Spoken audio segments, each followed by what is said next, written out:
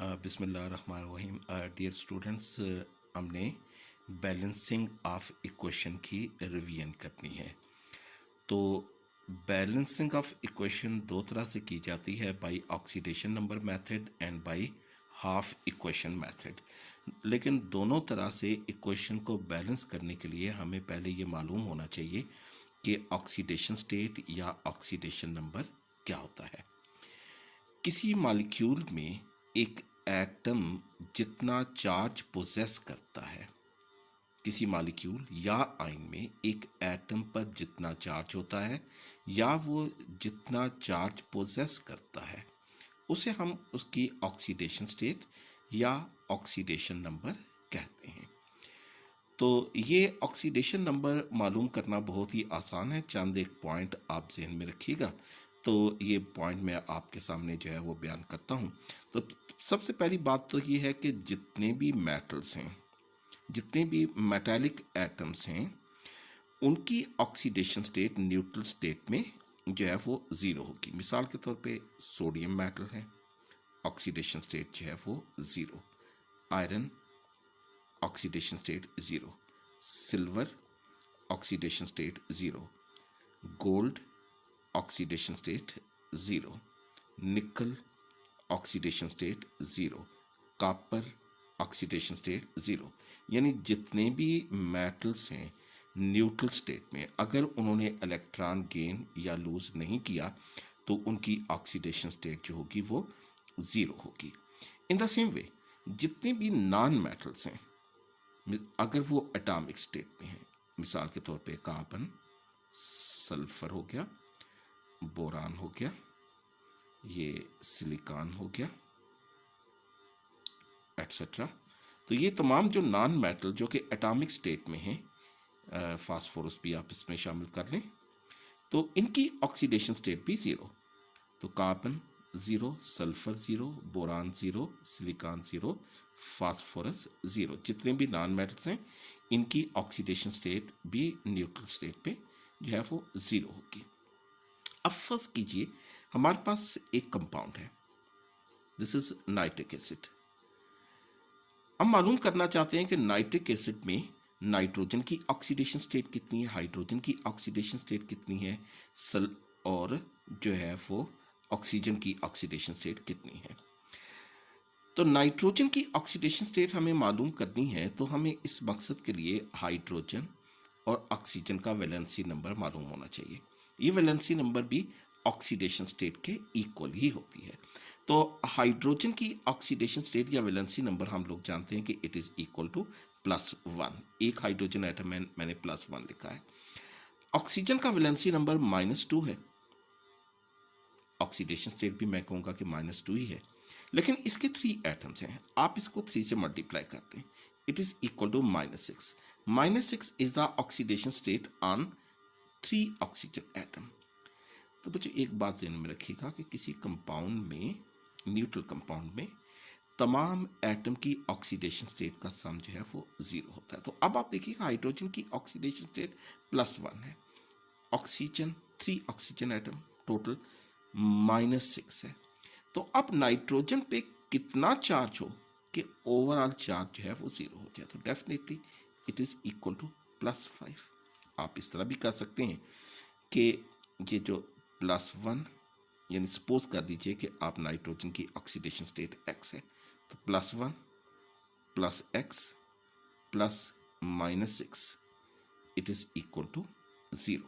तो x किसके बराबर हो गया, it is equal to 6 - 1 it is equal to +5। जब आप ऑक्सीडेशन स्टेट लिखें तो इसके साथ आपने प्लस और माइनस का साइन लाजमी लगाना है। तो नाइट्रिक एसिड में हाइड्रोजन की ऑक्सीडेशन स्टेट कितनी होगी, इट इज़ +1। नाइट्रोजन की ऑक्सीडेशन स्टेट कितनी हुई, इट इज़ +5। और ऑक्सीजन की ऑक्सीडेशन स्टेट कितनी हुई, -6 नहीं, -6 3 ऑक्सीजन एटम की ऑक्सीडेशन स्टेट है। तो 3 की कितनी एक की कितनी होगी, इट इज़ इक्वल टू -2। तो नाइट्रिक एसिड में हाइड्रोजन ऑक्सीडेशन स्टेट +1, यानी नाइट्रिक एसिड में हाइड्रोजन पर अपेरेंट चार्ज +1 है, नाइट्रोजन पे +5 है और ऑक्सीजन पे -2 है। इन द सेम वे आप एग्जाम्पल, एक और एग्जाम्पल देखिएगा। This is sulphuric acid H2SO4। तो सपोज कीजिएगा कि हम सल्फर की ऑक्सीडेशन स्टेट जो है वो मालूम करना चाहते हैं। तो इस मकसद के लिए हमें हाइड्रोजन और ऑक्सीजन का वैलेंसी नंबर मालूम होना चाहिए। तो हाइड्रोजन +1 होता है, इसके 2 एटम्स हैं, मल्टीप्लाइड बाय 2, ये आप कर लीजिए कि it is +2। Oxygen valency number -2 है, तो इसके 4 एटम हैं, इट इज़ इक्वल टू -8। तो +2 और -8, तो सल्फर पे कितना चार्ज होना चाहिए कि ओवरऑल चार्ज 0 हो जाए? Definitely it must be equal to +6।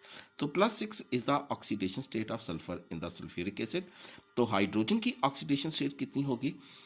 2 hydrogen की ऑक्सीडेशन स्टेट +2 है, तो एक की कितनी होगी? +2 को इस 2 से डिवाइड कर दीजिए, इट इज़ +1। और ये -8 जो है ये 4 ऑक्सीजन एटम की ऑक्सीडेशन स्टेट है, तो इसको 4 से डिवाइड कर दें, it is equal to -2। So in sulphuric acid oxidation state of hydrogen is +1, sulphur +6 और ऑक्सीजन जो है ये कितनी होगी? -2। अब एक और एग्जाम्पल देखिएगा, इट इज़ पोटाशियम पर मैंगनेट। हम मैंगनीज की ऑक्सीडेशन स्टेट मालूम करना चाहते हैं, तो इसके लिए हमें पोटाशियम और ऑक्सीजन का वैलेंसी नंबर मालूम होना चाहिए। ये वैलेंसी नंबर आप लोग जो है वो किसी बुक से, अच्छी बुक से जो है वो देख के जो है इसको याद कर लें। तो potassium it is +1, valency number +1 है। ऑक्सीजन -2 है, इसके 4 एटम है, multiplied by 4 it is equal to -8। तो +1 और -8, तो मैंगनीज पे चार्ज कितना होना चाहिए? It must be equal to +7। तो ऑक्सीजन के 4 एटम है, इसको -8 को 4 से डिवाइड कर लीजिए, it is -2। So oxidation state of potassium in potassium permanganate it is +1, manganese is +7, जबकि जो ऑक्सीजन है इट इज़ इक्वल टू -2। अब आप एक और एग्जाम्पल देखिएगा, it is a potassium dichromate K2Cr2O7। Potassium dichromate में पोटाशियम का वैलेंसी नंबर जो है ये +1, इसके 2 एटम्स हैं, तो इसको 2 से मल्टीप्लाई करते हैं, इट इज़ इक्वल टू +2। तो potassium is +2। Oxygen -2 valency number है, multiplied by 7 it is equal to -14। Oxygen जो है ये -14 हो गया। तो अब आप देखें कि क्रोमियम पे कितना चार्ज होना चाहिए कि ओवरऑल चार्ज जो है वो 0 हो जाए। तो +2 -14, so it must be equal to +12। तो +12 is the charge on 2 chromium, divide by 2 it is equal to +6। तो +6 is the charge of the oxidation state of chromium. तो 2 पोटाशियम पे चार्ज जो है वो +2 है, तो एक पे कितना हो गया? It is +1। और जो 7 ऑक्सीजन पे चार्ज कितना है? It is equal to -14 divide by 7 it is equal to जो है -2 हो गया। तो पोटाशियम डाइक्रोमेट में potassium is +1, chromium is +6 and oxygen is -2। These are the oxidation state of the different elements present in the potassium dichromate. तो अब एक और एग्जाम्पल जो है वो हम लेते हैं। तो सपोज कीजिएगा कि ये बच्चों आपके पास आ गया, हम इसको ले लेते हैं कॉपर नाइट्रेट। अगर एक कंपाउंड का फार्मूला जो है वो इस तरह लिखा हो, तो इसमें ऑक्सीडेशन स्टेट जो है वो हम कैसे लिख सकते हैं? ये पहले ज़रा देखिएगा कि ये फार्मूला हमने लिखा कैसे है, कॉपर नाइट्रेट। तो कॉपर नाइट्रेट का फार्मूला जो है वो लिखने के लिए क्या किया जाएगा? तो हम पहले सपोज जो है वो कॉपर का सिंबल लिखेंगे, और यानी और इसका वैलेंसी नंबर हो गया +2, फिर नाइट्रेट रेडिकल है और NO3 और इसका वैलेंसी नंबर -1 है। तो जब हम कॉपर नाइट्रेट का फार्मूला लिखेंगे तो ये नाइट्रेट की वैलेंसी जो है ये कॉपर के साथ और कॉपर की वैलेंसी नाइट्रेट के साथ हम लिखेंगे। तो ये -1 इधर आ गया, जब ये इधर आप शिफ्ट करेंगे 1 को तो इसके साथ माइनस नहीं लिखेंगे, 1 इधर आ गया। और नाइट्रेट के साथ ये 2 लिखेंगे, लेकिन ये नाइट्रेट के साथ अगर आप यहाँ पे 2 लिखेंगे 32 बन जाएगा। तो 32 हमने नहीं करना, 2 लिखना है, तो इसको होल्ट वाइज करते। तो CuNO3 होल्ट वाइज 1 नहीं लिखा जाता, तो इसको आप क्या लिखेंगे, ये हो जाएगा copper nitrate CuNO3 Holt wise. इस बात को जो है समझाने का मकसद मेरा जो है ये है कि ये जो 2 है इनफैक्ट क्या है, it is the valency number of copper air. ठीक है, तो यहाँ पे कॉपर की वैलेंसी कितनी होगी, इट इज़ +2। हमने नाइट्रोजन की वैलेंसी नंबर मालूम करना है, तो ये कॉपर बच्चों हो गया, कॉपर +2 हो गया, ये मैंने यहाँ से ले लिया कॉपर 2। अब ऑक्सीजन का वैलेंसी नंबर हम जानते हैं कि ये -2 होता है, तो -2 मल्टीप्लाइड बाई 2 3 6, टोटल ऑक्सीजन के 6 एटम है, तो multiplied by 6 it is equal to -12 हो गया।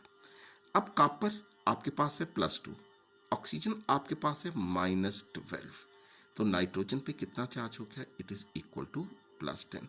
लेकिन ये +10 जो चार्ज है ये 2 नाइट्रोजन पे है, तो एक पे कितना हो गया, इट इज इक्वल टू +5। और ऑक्सीजन पे जो चार्ज है -12, ये कितने एटम पर है, 6 एटम पर, तो डिवाइड बाय 6, एक पे कितना हो गया, -2। तो कॉपर पे कितना हो गया, इट इज +2, नाइट्रोजन कितना हो गया, इट इज +5, और ऑक्सीजन कितना हो गया, इट इज -2। तो कॉपर नाइट्रेट में कॉपर पे चार्ज हो गया +2, नाइट्रोजन पे चार्ज हो गया +5, और ऑक्सीजन पे चार्ज यानी इनकी ऑक्सीडेशन स्टेट होगी -2। एक और एग्जांपल जरा देखते हैं। अब सपोज कीजिए कि आपके पास एक न्यूट्रल कंपाउंड नहीं है, आपके पास आयन है, तो यही आप नाइट्रेट आयन ले लें। कि मैं आपसे कहता हूं कि आप नाइट्रेट आयन में नाइट्रोजन की ऑक्सीडेशन स्टेट मालूम करें, तो ये ऑक्सीडेशन स्टेट मालूम करने के लिए अब आपने ओवरऑल चार्ज 0 नहीं लेना बाकी कंपाउंड की तरह। उसकी वजह ये कि नाइट्रेट पे जो है ओवरऑल चार्ज जो है ये -1 है, इस पे ये चार्ज जो है ये 0 नहीं है। तो अब यूं लिख लीजिए NO3, और जिस तरह ब्रैकेट के बाहर आप पहले 0 लिखते थे, अब ये -1 आ गया। यानी अब इसका मतलब ये है कि नाइट्रोजन और ये इन 3 ऑक्सीजन पर जितने भी चार्जेस हैं इनकी ऑक्सीडेशन स्टेट है उसका सम 0 नहीं है, अब ये -1 है। तो ऑक्सीजन का वैलेंसी नंबर हम जानते हैं, इट इज़ -2, इसके 3 एटम है, multiplied by 3 it is equal to -6। अब आप देखें कि नाइट्रोजन पर कितना चार्ज होना चाहिए कि ओवरऑल चार्ज -1 हो जाए, तो definitely it should be equal to +5। तो नाइट्रेट में नाइट्रोजन पे चार्ज कितना हो गया, इट इज +5। ऑक्सीजन पे कितना चार्ज हो गया, इट इज इक्वल टू -2, क्योंकि -6 3 पे 3 ऑक्सीजन एटम पे चार्ज है, तो इसको 3 से डिवाइड करते हैं तो एक एटम पे कितना हुआ, इट इज इक्वल टू -2। एक और एग्जांपल देख लेते हैं।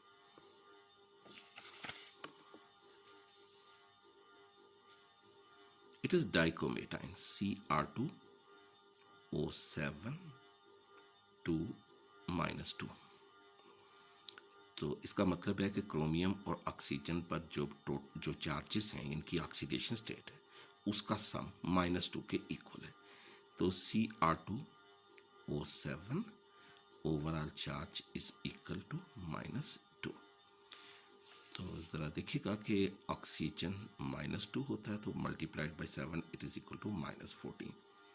अब क्रोमियम पे कितना चार्ज हो कि ओवरऑल चार्ज -2 हो जाए, definitely it must be equal to +12। लेकिन +12 जो चार्ज है ये 2 क्रोमियम पर, तो एक पे कितना हो गया, इट इज +6। -14 चार्ज है 7 ऑक्सीजन पे, तो एक पे कितना हो गया, -2। तो इस तरह डाइक्रोमेट आयन में क्रोमियम की ऑक्सीडेशन स्टेट जो है वो +2 और ऑक्सीजन की +6 और ये -2 हो गया। ये तो बच्चों हो गया ऑक्सीडेशन स्टेट। हम ऑक्सीडेशन स्टेट यानी इसमें मेरी इस डिस्कशन से आपने अंदाज़ा लगाया कि आपको ऑक्सीडेशन स्टेट मालूम करने के लिए किसी मॉलिक्यूल में या किसी आयन में किसी एक एटम पर ऑक्सीडेशन स्टेट मालूम करने के लिए आपको मालूम होना चाहिए कि बाकी एटम्स का वैलेंसी नंबर कितना है। वैलेंसी नंबर जो है ये मैं आपको एक पोस्ट सेंड करूँगा, तो उसमें से जो है वो आप देख लीजिएगा। लेकिन ये चांद कॉमन हाइड्रोजन +1 हो गई, अल्कली मेटल जितने भी हैं वो +1 हो गया, जितने भी अल्कलाइन अर्थ मेटल हैं वो +2 हो गए। ये चांद एक जो है वो वैलेंसी नंबर, तो ये तो वैसे भी आप लोगों को जो है वो पता होने चाहिए। तो अब आप ज़रा देखते हैं कि ये तो ऑक्सीडेशन स्टेट हो गया। तो अब आप ज़रा देखिएगा कि इक्वेशन हमने बैलेंस करनी है, तो हमें पता होना चाहिए कि किस एटम की ऑक्सीडेशन हो रही है, किस एटम की रिडक्शन हो रही है, कौन सी इक्वेशन ऑक्सीडेशन इक्वेशन है, कौन सी इक्वेशन रिडक्शन इक्वेशन है। तो आप इस मकसद के लिए पहले ये देखें कि what do we mean by oxidation, what do we mean by the reduction. मैं एक एग्जांपल आपके सामने लिखता हूँ कि बच्चे एग्जांपल है कि सोडियम मेटल को जब क्लोरीन के साथ हम रिएक्ट करते हैं तो इससे सोडियम क्लोराइड की फॉर्मेशन होती है। इक्वेशन को बैलेंस करने के लिए मैं सिंपली इसको हाफ से मल्टीप्लाई कर देता हूँ। ज़रा इसकी ऑक्सीडेशन स्टेट ज़रा लिखिए। Sodium oxidation state 0, chlorine oxidation state 0। मैंने आपको बताया था अभी कि जितने भी मेटल्स हैं उनकी ऑक्सीडेशन स्टेट न्यूट्रल स्टेट में जो है वो 0 होती है। जितने भी नॉन मेटल्स होते हैं न्यूट्रल स्टेट में उनकी ऑक्सीडेशन स्टेट 0 होती है। तो अल्कली मेटल्स हैं यानी ग्रुप 1 के एलिमेंट्स, उनका वैलेंसी नंबर कितना होता है? +1। सोडियम +1 हो गया। तो इसको बैलेंस करने के लिए यानी क्लोरीन पे अब कितना चार्ज होना चाहिए कि ओवरऑल चार्ज 0 हो जाए? It is -1। अब हम देख रहे हैं कि इन एटम पे जो चार्ज है या इनकी जो ऑक्सीडेशन स्टेट है उनमें क्या चेंज वाक़ई हो रही है। क्योंकि सोडियम जो है यहाँ पे 0 था, वो जब सोडियम क्लोराइड में चेंज हुआ तो उसमें मौजूद सोडियम पे चार्ज आ गया +1। अच्छा बच्चे, एक इलेक्ट्रॉन पे चार्ज होता है -1। ठीक है, फर्ज कीजिए कि हम दोनों तरफ जो है वो चार्ज इक्वल करना चाहते हैं। इस तरफ भी चार्ज 0 है तो इस तरफ भी हम चाहते हैं कि चार्ज 0 ही हो, या इस तरफ +1 है तो इस तरफ भी +1 हो। तो ये हम जो है वो कैसे करेंगे? देखें, ये +1 चार्ज है, हम पॉजिटिव चार्ज को जो है वो क्या कहते हैं, इसमें इलेक्ट्रॉन ऐड करके न्यूट्रल कर सकते हैं। तो अब इस +1 चार्ज को बैलेंस करने के लिए हम इधर एक इलेक्ट्रॉन निकालते हैं। इसका मतलब ये हुआ कि सोडियम जब इस सोडियम आयन में चेंज हुआ तो इसने एक इलेक्ट्रॉन लूज किया। जब कोई एटम इलेक्ट्रॉन लूज करता है तो ये प्रोसेस कहलाता है ऑक्सीडेशन। तो ऑक्सीडेशन क्या हुआ? It is the process which involve the loss of electron.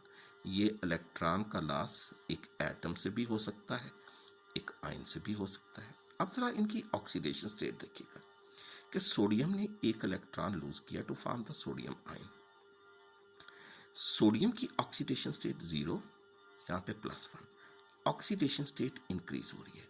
तो हमें कैसे पता चलेगा कि एक प्रोसेस में ऑक्सीडेशन हो रही है यानी इलेक्ट्रॉन का लॉस हो रहा है? बट उसको इस पॉइंट से कि ऑक्सीडेशन के प्रोसेस में क्या होता है कि there is increase in the oxidation state, there is increase in oxidation state. Oxidation is the loss of electron. और इसका कैसे पता चलता है? इसका पता चलता है due to increase in the oxidation state और ऑक्सीडेशन नंबर। इसके अलावा ऑक्सीडेशन को आप यूं भी डिफाइन कर सकते हैं कि it is process which involve the addition of oxygen, it involve the process which involve the removal of hydrogen. लेकिन यहाँ पे इक्वेशन को बैलेंस करने के लिए आप सिर्फ यही डेफिनेशन ज़हन में रखिएगा कि oxidation is the process which involve the loss of electron. अब जरा हम क्लोरीन पे आ जाते हैं कि जब सोडियम का क्लोरीन के साथ रिएक्शन हुआ तो क्लोरीन जो है इसने ये सोडियम के साथ रिएक्ट करके सोडियम क्लोराइड बना दिया। सोडियम क्लोराइड में ये क्लोराइड पे चार्ज है -1, यहाँ पे चार्ज था 0। तो इसका मतलब ये हुआ कि जब क्लोरीन जो है क्लोराइड आयन में चेंज हुई तो इसने एक इलेक्ट्रॉन जो है वो गेन किया। ये हमने बैलेंस करने के लिए इधर लगाया। ये इधर भी -1 है तो इसका मतलब ये हुआ कि 0 को -1 में कन्वर्ट करने के लिए इस तरफ एक इलेक्ट्रॉन ऐड करते हैं। ये प्रोसेस जिसमें कोई एटम या कोई आयन इलेक्ट्रॉन गेन करता है, ये प्रोसेस क्या कहलाता है? It is known as the reduction. Reduction is the process which involve the gain of electron, gain of electron. और इसके रिडक्शन प्रोसेस में बच्चों देखेंगे ऑक्सीडेशन स्टेट में क्या चेंज आ रही है। यहाँ पे आप देखिए कि ऑक्सीडेशन स्टेट चेंज हो रही है 0 से -1 में। 0 से -1 का मतलब कि this is the decrease in oxidation state, decrease in oxidation state. ठीक हो गया। तो oxidation is loss of electron, reduction gain of electron. Oxidation में क्या होता है? ऑक्सीडेशन नंबर इंक्रीज करता है। रिडक्शन में क्या होता है? ऑक्सीडेशन नंबर डिक्रीज होता है। तो ये जो रिएक्शन हमने पहले लिखा था इस पे आप जरा देखिएगा कि यहाँ पे सोडियम इलेक्ट्रॉन लूज कर रहा है, क्लोरीन इलेक्ट्रॉन गेन कर रहा है। इसका मतलब ये है कि जब आप सोडियम को क्लोरीन के साथ रिएक्ट करते हैं तो सोडियम ने जो एक इलेक्ट्रॉन जो है वो लूज किया वो क्लोरीन ने गेन कर लिया, जिसकी वजह से सोडियम कन्वर्ट हुआ सोडियम आयन में। इसकी ऑक्सीडेशन स्टेट चेंज हुई 0 से +1 में, और क्लोरीन चेंज हुई। क्लोरीन जो मॉलिक्यूल में यहाँ से मल्टीप्लाई किया, क्लोरीन का एटम उसने इलेक्ट्रॉन गेन किया, वो हो गया क्लोराइड आयन। तो सोडियम की क्या हुई? ऑक्सीडेशन। क्लोरीन की क्या हुई? रिडक्शन। तो ये ओवरऑल रिएक्शन क्या है? It is oxidation reduction reaction, या जिसको हम रीडॉक्स रिएक्शन कहते हैं। ठीक है। तो अब जो हम देखते हैं कि किसी इक्वेशन में हमें कैसे पता चलेगा कि ये इस इक्वेशन में किस एटम की ऑक्सीडेशन हो रही है, किस एटम की रिडक्शन हो रही है, या जो है वो ऑक्सीडेशन नंबर जो है वो इंक्रीज हो रहा है या डिक्रीज हो रहा है। ये आप एक एग्जांपल देखिएगा, ये मैं आपके सामने लिखता हूँ कि ये बच्चों आप यूं कर लें कि परमैंगनेट आयन MnO4 -1 Mn+2। जी बच्चे, आपने अब मालूम करना है कि ये ऑक्सीडेशन इक्वेशन है या रिडक्शन इक्वेशन है। कैसे पता चलेगा? अब राइट साइड पे, प्रोडक्ट साइड पे मैंगनीज पे चार्ज जो है ये +2 है। आप मालूम कर लीजिए कि रिएक्टेंट साइड पे यानी लेफ्ट साइड पे मैंगनीज पे चार्ज कितना है। ठीक है। आपने यहाँ पे इस -1 को +2 के साथ कंपेयर नहीं करना, आपने मैंगनीज को दोनों तरफ से कंपेयर करना है। तो जैसे मैंने अभी आपको बताया कि मैंगनीज पे चार्ज जो है वो कैसे आप मालूम करेंगे। ये परमैंगनेट आयन लिखिए, ओवरऑल चार्ज -1 हो गया, it is equal to -2 × 4 it is equal to -8। तो मैंगनीज कितना हो गया? ये -8 है, तो मैंगनीज पे कितना चार्ज हो कि ओवरऑल चार्ज -1 हो जाए, इट इज +7। तो पर मैंगनेट आयन में मैंगनीज पे चार्ज हो गया +7। अब दोनों साइड पे आप मैंगनीज पे चार्ज को कंपेयर कीजिए। +7 +2, ऑक्सीडेशन स्टेट डिक्रीज कर रही है। तो ये प्रोसेस क्या हुआ? Reduction. It is reduction process. तो अगर आप जरा दोनों को कंपेयर करें, +7 +2 रिडक्शन, गेन ऑफ इलेक्ट्रॉन। कितने इलेक्ट्रॉन गेन हो रहे हैं? There is gain of 5 electron. तो इस प्रोसेस में 5 इलेक्ट्रॉन जो है वो गेन हो रहे हैं। ये कौन सी इक्वेशन होगी? This is the reduction equation. और इसकी ऑपोजिट अगर आप लिखेंगे तो ये क्या हो जाएगा? It will be the oxidation equation. अब एक और एग्जांपल जरा देखिएगा। डाइक्रोमेट आयन Cr2O7,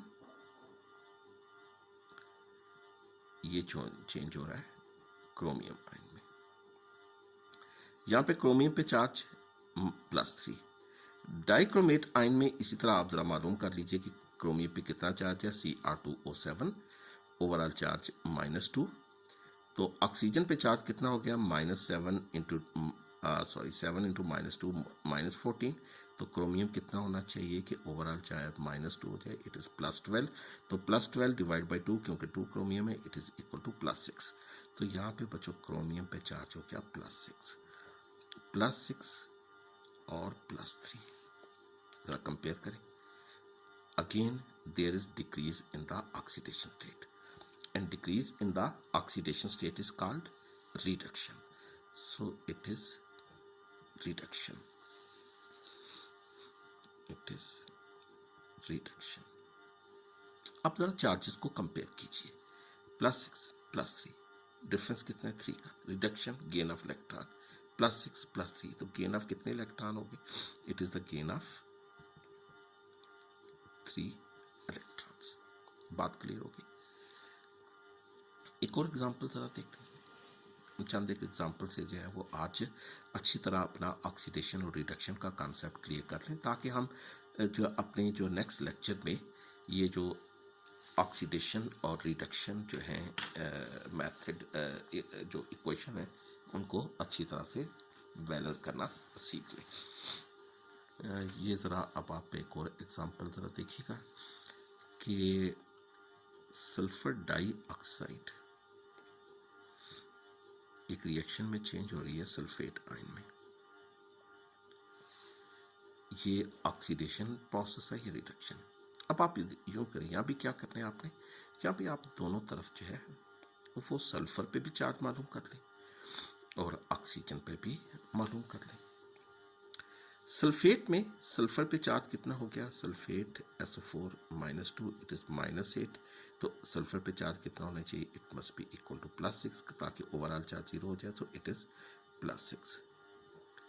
तो ये सल्फर डाइऑक्साइड में सल्फर डाइऑक्साइड जो है ये -4 हो गया, तो ये +4 होना चाहिए, तो -4 divide by 2 it is equal to -2, और यहाँ भी -8 divide by 4 it is -2।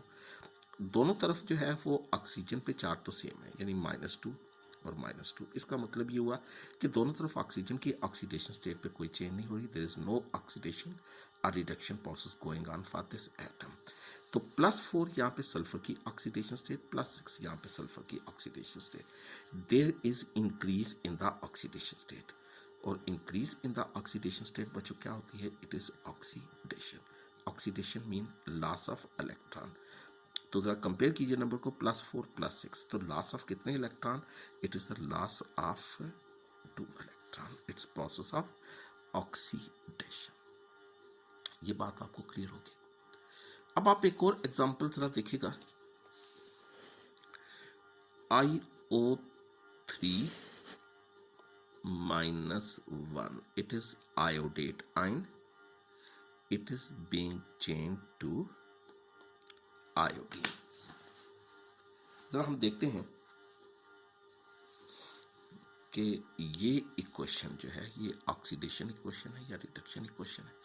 Oxygen दोनों तरफ नहीं है, तो इसलिए आप आयोडीन पे चार्ज को ही कंपेयर कीजिए। तो यहाँ पे आयोडीन पे चार्ज कितना है, क्योंकि न्यूट्रल कंपाउंड है, मॉलिक्यूल है, तो जैसे मैंने आपको बताया था कि ये नॉन मेटल, ऑक्सीडेशन स्टेट 0। अब आप देखिए कि IO3 में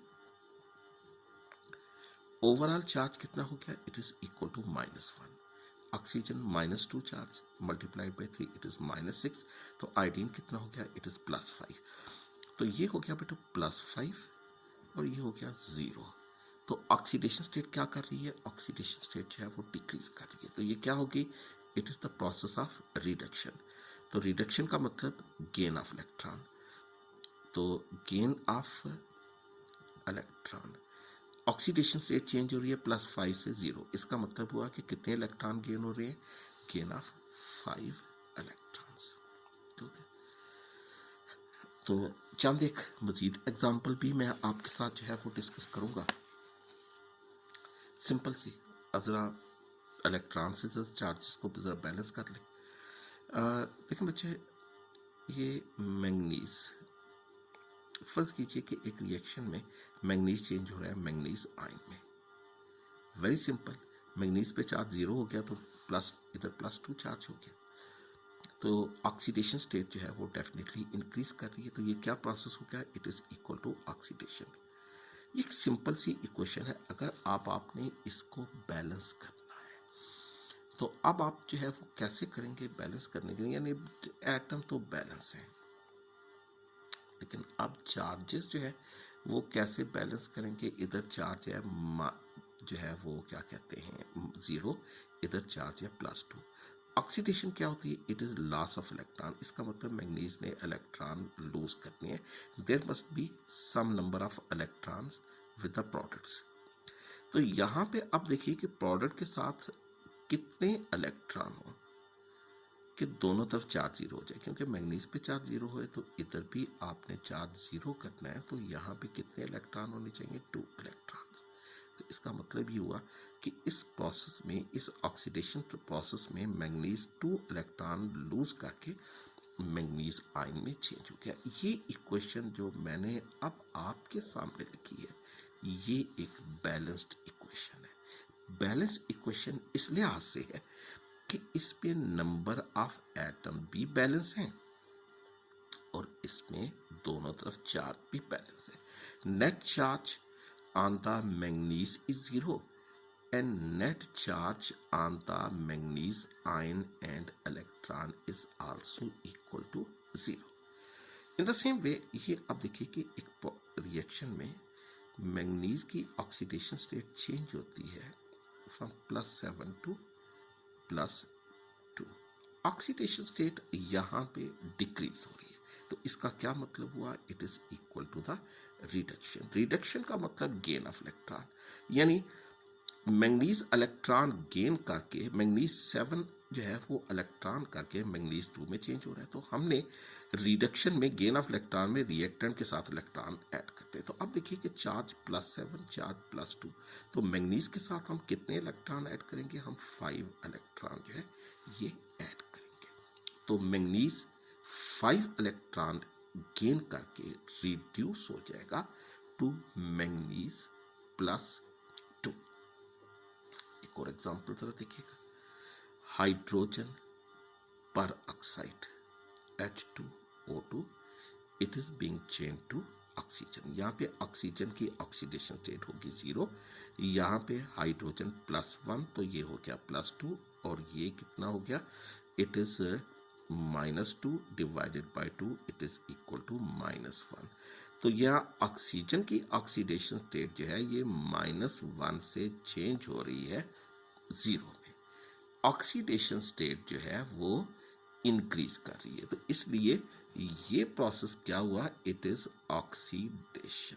ठीक है, एक और एग्जांपल जरा देखिएगा,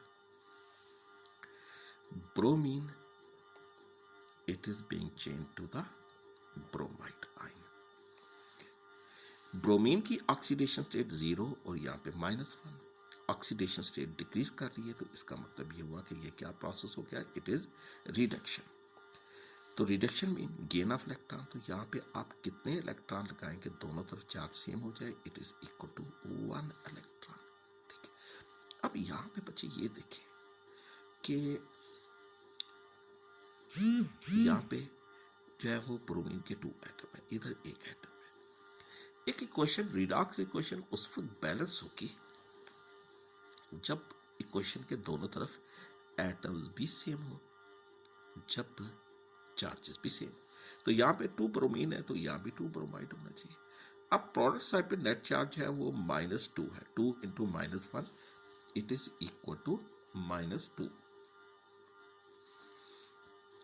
तो रिएक्टेंट साइड पे कितना होना चाहिए, यहाँ भी -2 होना चाहिए। आपने 1 इलेक्ट्रॉन लगाया तो इधर आप 2 इलेक्ट्रॉन करते। सो balance equation becomes bromine will gain 2 electron to form the 2 bromide ion. Net charge reactant side पे it is equal to 0 bromine पे, इलेक्ट्रॉन पे -2, नेट चार्ज -2 हो गया और प्रोडक्ट पे भी कितना हो गया, इट इज इक्वल टू -2। एक और एग्जांपल देख लीजिएगा, आयोडाइड आयन ये चेंज हो रहा है आयोडीन में। तो ये ऑक्सीडेशन इक्वेशन है या रिडक्शन इक्वेशन, तो आयोडीन पे चार्ज हो गया 0। ऑक्सीडेशन स्टेट चेंज हो रही है -1 से 0 में। It is increase in the oxidation state. तो इसका मतलब ये हुआ कि दिस इज ऑक्सीडेशन, ये हो गया oxidation. Oxidation is loss of electron, तो यहाँ पे इलेक्ट्रॉन होने चाहिए। कितने इलेक्ट्रॉन होने चाहिए? लेकिन इलेक्ट्रॉन बच्चों हमेशा बैलेंस करने के लिए पहले आपने क्या करना है, आपने एटम बैलेंस करने हैं। 2 आयोडीन के एटम है तो इधर भी 2 होने चाहिए। अब 2 आयोडाइड पे चार्ज कितना है? It is equal to -2।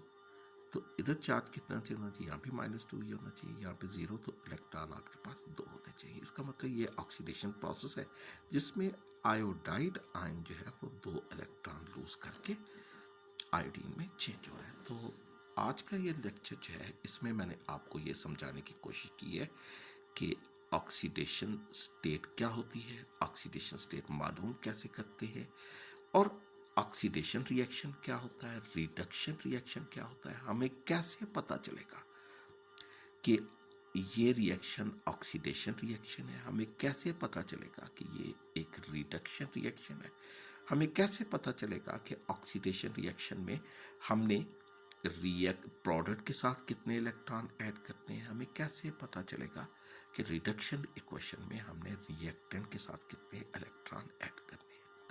ये आप पर लेक्चर एक दफ़ा देख लीजिएगा। मैंने 3 लेक्चर्स में मैंने बैलेंसिंग ऑफ इक्वेशन आपको रिवाइज करनी है। आज का ये पहला लेक्चर था। इस लेक्चर में आप ऑक्सीडेशन स्टेट जो है वो मालूम करने की प्रैक्टिस कर लीजिएगा। आप अपनी बुक की एक्सरसाइज में देखिएगा, एक क्वेश्चन है,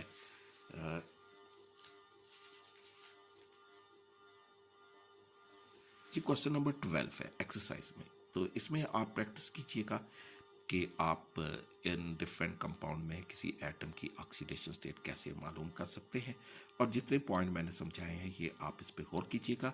तो कल मैं आपको समझाऊंगा अपने नेक्स्ट लेक्चर पे कि ऑक्सीडेशन नंबर्स मेथड से हम एक इक्वेशन को कैसे बैलेंस कर सकते हैं, और उसके बाद फिर हम सेकंड जो अपना मेथड है नेक्स्ट लेक्चर थर्ड लेक्चर में मैं आपको ये समझाऊंगा कि हाफ इक्वेशन मेथड या जिसको आयन इलेक्ट्रॉन मेथड कहते हैं, उस मेथड की मदद से हम एक इक्वेशन को कैसे बैलेंस कर सकते हैं। ठीक है बेटा, थैंक यू, गुड लक।